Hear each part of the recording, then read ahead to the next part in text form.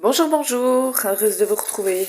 Alors, cette troisième vidéo traitera du sujet comment prier, s'adresser à Dieu. Alors voilà, je vais commencer cette vidéo en m'adressant plutôt aux personnes qui n'ont pas l'habitude de prier, qui sont en recherche, qui sont pas forcément chrétiennes, mais qui, voilà, qui croient en quelque chose et qui chercheraient à s'adresser à un être supérieur, Dieu. Euh, Alors en fait, je pense que cette vidéo était essentielle pour déculpabiliser un bon nombre de personnes, hein, notamment chrétiennes, mais j'y reviendrai un peu plus tard pour les chrétiens. Voilà, en fait, il faut vraiment se déculpabiliser, se décomplexer par rapport à la prière. Ça n'est pas un exercice si compliqué que ça. En fait, c'est très très facile de prier. Donc voilà, en fait, ce que je vous conseillerais, c'est de simplement, si vous avez appris les prières quand vous étiez plus jeune, donc uniquement adressées à Dieu, Jésus, Dieu, toutes les autres prières, voilà, adressées à d'autres personnes ne sont pas nécessaires, puisqu'il n'y a que Jésus qui nous permet de nous adresser à Dieu. Les autres personnes ne nous le permettent pas, puisque la Bible dit que nul ne vient au Père que par Jésus-Christ. Voilà, donc toutes les autres personnes sont des intermédiaires et ça n'est pas biblique. Donc si vous avez appris des prières qui s'adressent à Dieu, vous pouvez vous en servir comme base, mais l'important en fait quand vous priez, c'est surtout de comprendre ce que vous dites. Il faut vraiment que ça vienne de votre cœur et que les mots que vous utilisiez vous parlent déjà à vous, et que quand vous les prononcez, du coup, ce soit quelque chose vraiment dont vous êtes convaincu et que du coup vous adressez à Dieu.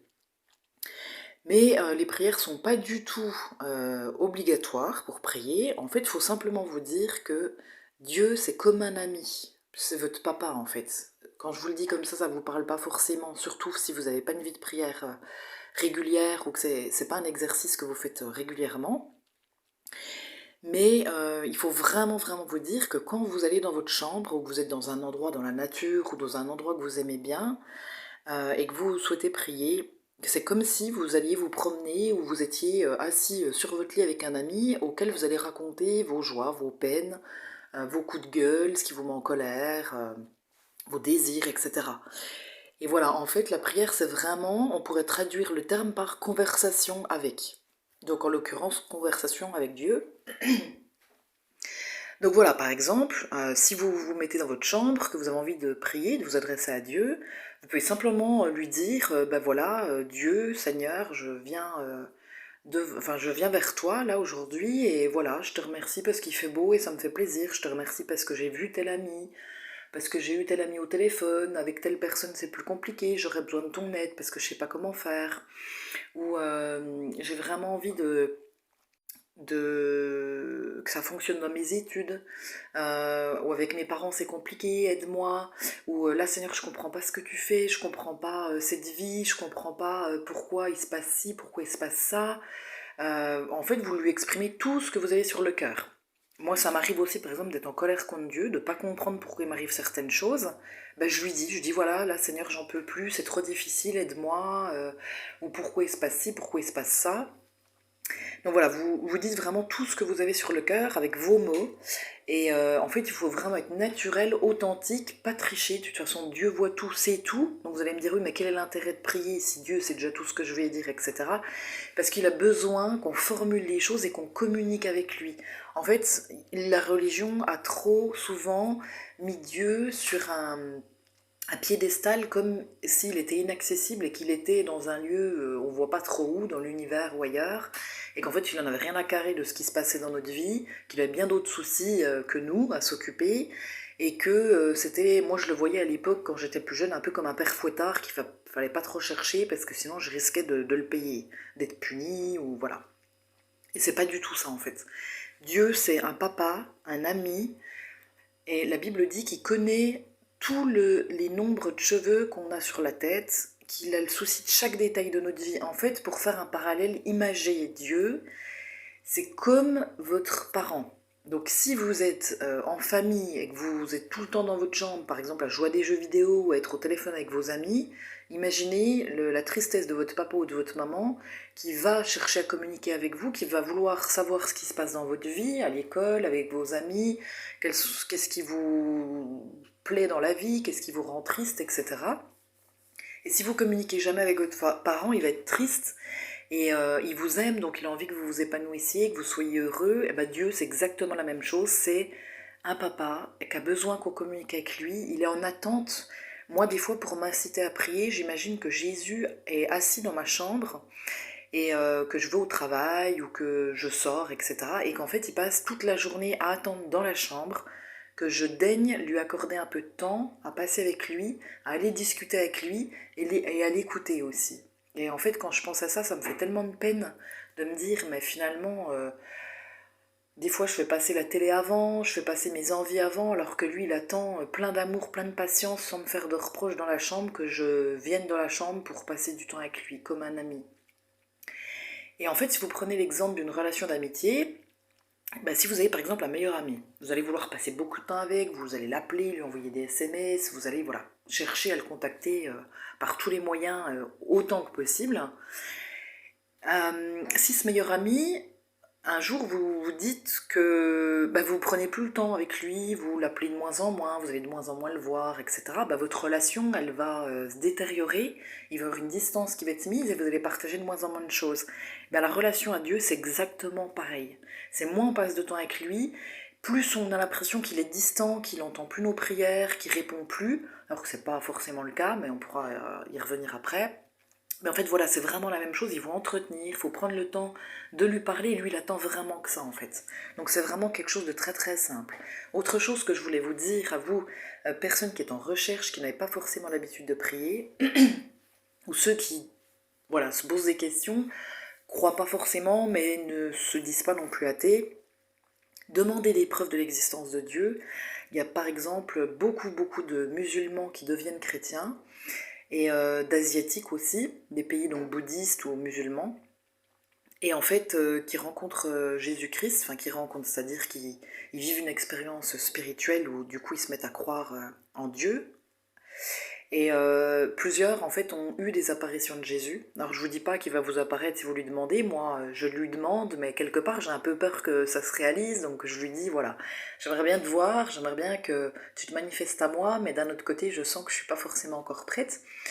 Donc voilà, mais en tout cas, même qu'il vous apparaisse ou pas, si vous apparaît, super pour vous, si vous apparaît pas, et en fait, il y a plein de signes dans la vie que Dieu existe et qui répond aux prières. Simplement, il faut rester ouvert de cœur, ouvert d'esprit, pas être trop dans l'intellect, pas chercher à tout comprendre, parce que c'est la meilleure façon de pas croire, de chercher à tout comprendre, même si la science et la religion se rejoignent de plus en plus et voient en fait que ce que la religion, la Bible, on va dire, parce que la religion, j'aime pas ce mot, parce que la Bible dit qu'il y a même des preuves scientifiques que Jésus existait, que l'arche de Noé existait, que la mer Rouge s'est ouverte en deux, enfin voilà, il y a des preuves, mais si vous cherchez trop de preuves, vous allez finalement jamais croire, parce qu'il y a des choses qu'on ne peut pas comprendre, parce qu'on n'est pas Dieu, et c'est aussi faire preuve d'humilité que de se dire, je crois, même si je comprends pas tout.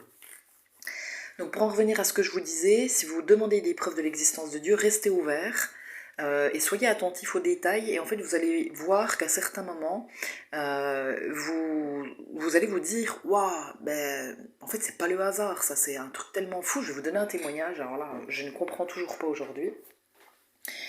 Je travaillais l'été dernier, on va dire à 2 kilomètres de chez moi, en plein air. J'étais animatrice auprès d'enfants.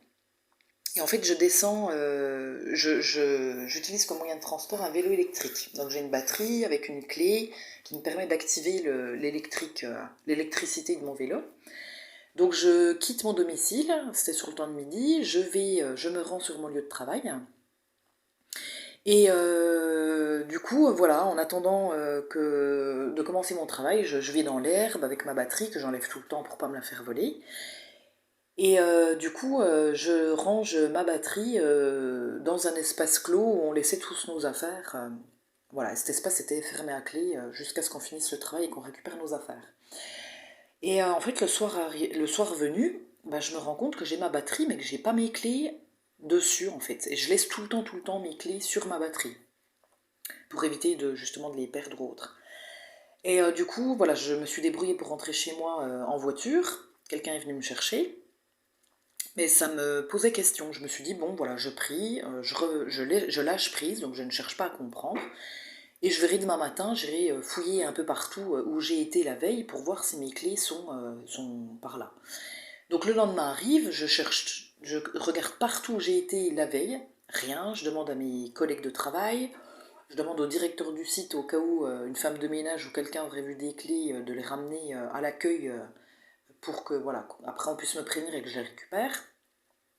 La journée complète passe, toujours pas de nouvelles. Donc du coup, j'ai réussi à récupérer mon vélo, voilà, j'avais un double du cadenas, donc j'ai pu déverrouiller le cadenas, prendre mon vélo avec moi, donc toujours sans mes clés de batterie, et le ranger, puisqu'il est pliable, le ranger dans mon coffre de voiture pour au moins le ramener chez moi et trouver une solution, racheter une batterie du coup avec de nouvelles clés, etc. Et du coup voilà, je continuais de prier, bon ça commençait un petit peu à me poser question, mais je m'inquiétais pas plus que ça. Et le lendemain, ou le surlendemain, parce que du coup c'était le week-end, donc je pouvais pas aller acheter une batterie tout de suite, je promène mon petit chien en bas de chez moi, et qu'est-ce que je vois dans la cage d'escalier du bâtiment voisin? Un trousseau de clés qui ressemblait en point pour point à mon trousseau. Je me suis approchée, j'ai sonné chez un habitant pour qu'il puisse m'ouvrir la porte, j'ai pris les clés, bon, tout ressemblait, il y avait même une clé cassée, j'avais aussi une clé cassée et tout, je me dis, bon, je vais essayer et voir si ça peut être les miennes ou pas. Je vais vers mon vélo, je mets les clés dans la batterie et c'était mes clés. Et je ne sais pas du tout comment ces clés ont pu c'est comme si en fait elles avaient été emmenées par je vais dire, par un ange du lieu où je travaillais jusqu'à la cage d'escalier. Et comme par hasard, elles étaient mises en évidence dans cette cage d'escalier, derrière la porte d'entrée vitrée, donc du coup je pouvais facilement les voir depuis la rue. Enfin c'est un truc de fou, je comprends toujours pas et je cherche pas à comprendre. En fait je remercie le Seigneur et je me dis bah voilà, t'as été exaucé donc te pose pas de questions, ne cherche pas à savoir comment elles sont revenues là, voilà.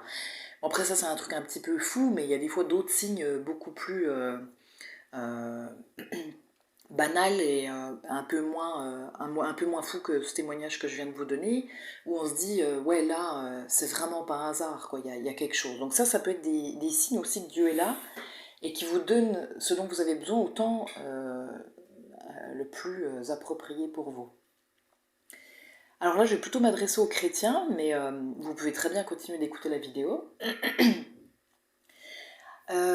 Alors, en fait, moi, en tant que chrétienne, je me suis très très longtemps culpabilisée de la façon dont je passais du temps avec Dieu dans la prière. Pourquoi? Parce que j'établissais un programme à l'avance. Je me disais, il faut que je passe du temps dans la louange, que je passe du temps dans la prière, dans l'intercession, que je lise ma Bible.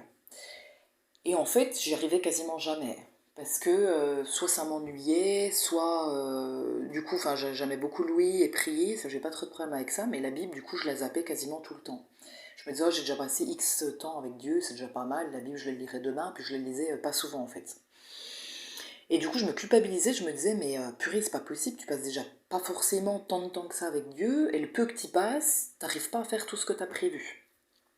Et en fait, Dieu m'a conduit dans une autre forme de prière, une autre façon en fait de passer du temps dans sa présence. C'est-à-dire que j'ai laissé tomber du coup tout programme et je disais au Saint-Esprit, conduis-moi dans ce temps d'intimité avec Dieu et aide-moi à... Enfin, qu'est-ce qui réjouit Dieu? Qu'est-ce qu'il a envie que je fasse? Est-ce qu'il a envie que je le loue? Est-ce qu'il a envie que je lise la Bible? Est-ce qu'il a envie que je prie? Voilà. Et ce que j'ai pris l'habitude de faire, ce que l'Esprit m'a incité m'a donné, ce que l'Esprit m'a donné l'habitude de faire, c'est en fait de m'allonger sur mon lit, et de rien faire du tout, et de juste penser à Dieu, de prendre conscience de l'amour qu'il avait pour moi, de ressentir son amour, de me détendre, de me déculpabiliser. Et en fait, du coup, en faisant ça, j'ai commencé à être de plus en plus sensible à sa voix. Et j'ai commencé à prendre l'habitude, en fait, à prendre un carnet de notes et à noter tout ce qui me passait par la tête, toutes les pensées que j'avais.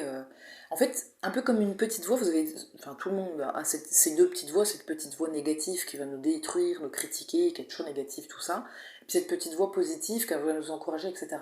Et en fait, c'est comme si du coup j'entendais cette petite voix positive qui me disait plein de choses et je notais tout ça en fait. Et ça fait quelques mois que je pratique ça, et je vous promets que quand je relis ce que j'ai écrit, je me dis ça peut pas être moi. Au début j'en doutais, je me dis mais ça vient de moi, enfin c'est moi qui crée ces pensées, et c'est moi qui me parle à moi-même en fait. Et je me suis rendu compte que non, parce que c'était tellement profond, tellement précis, que ça correspondait tellement à ce que j'avais besoin d'entendre, que j'ai vraiment pris conscience qu'en fait Dieu me parlait. Et en fait, il parle quasiment tout le temps. Il faut simplement lui laisser l'espace de parler, parce qu'on parle, on prie, on a un flot de paroles incessant, et en fait Dieu il peut pas en caser une, quoi.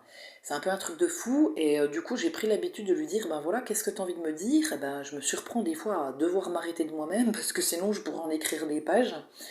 Et voilà, et ça va être beaucoup de choses, des paroles d'encouragement, des paroles où il me dit qu'il est fier de moi, des paroles où il me dit même ce que je dois faire. Donc par exemple, la chaîne YouTube que j'ai créée, eh ben, c'est parce que justement, en prenant le temps de l'écouter, de voir ce qu'il me disait, ben, j'ai vraiment eu à cœur de faire des vidéos sur différentes thématiques. Et franchement, je vous encourage à le faire, parce que je trouve que ça développe vraiment cette sensibilité en fait à la voix du Saint-Esprit en nous. Et donc du coup, quand je passe du temps avec Dieu, ben, je vois un petit peu aussi ce que j'ai envie de faire. Donc souvent, je mets un CD de louange, ou voilà, ou des fois je vais danser dans ma chambre sur ces musiques. Ou bien des fois je vais m'allonger sur mon lit et puis me laisser bercer par les paroles, ou des fois je vais chanter en même temps, voilà. J'aime bien aussi lire un petit livre qui est juste génial, qui me fait énormément de bien, qui s'appelle Un moment avec Jésus. Et puis des fois je lis aussi d'autres livres spirituels, et là de plus en plus j'ai envie de lire la Bible, donc je prends au hasard un passage, et du coup je lis autant que j'ai envie de lire. Et là ce que je suis en train d'expérimenter avec le temps de confinement, c'est la fragmentation, c'est-à-dire, bon, tous les matins je prends un temps avec Dieu, je le fais passer en premier dans ma journée, et j'essaye du coup de repasser un petit peu de temps avec lui dans l'après-midi et le soir. Et voilà, au lieu de me consacrer à la prière 1 heure le matin ou plus. Des fois c'est moins, hein, mais des fois ça peut être un quart d'heure, ça peut être, voilà. Et ben de fractionner, puis de passer du coup peut-être 30 minutes le matin, un quart d'heure l'après-midi, et puis un petit peu le soir avant d'aller me coucher. Voilà, je vais voir ce que ça donne. Et il y a un livre aussi que je vous conseille, qui est génial, qui s'appelle Grandir dans l'intimité avec Dieu, de Bob Sorge, et qui en fait donne une trentaine de secrets, enfin il appelle ça des secrets pour grandir dans l'intimité avec Dieu. Et il donne plein d'astuces. Donc en fait chaque secret est contenu dans 2 ou 3 pages, donc c'est un livre qui peut se lire par secret, donc du coup pas forcément d'une traite. Il peut se lire voilà 2 ou 3 pages par jour, donc en lisant un secret par jour. Et il est super, et franchement je vous encourage à le lire. Je vous mettrai le lien dans la vidéo. Voilà, bah, j'espère que ça vous a apporté, et je vous dis à bientôt.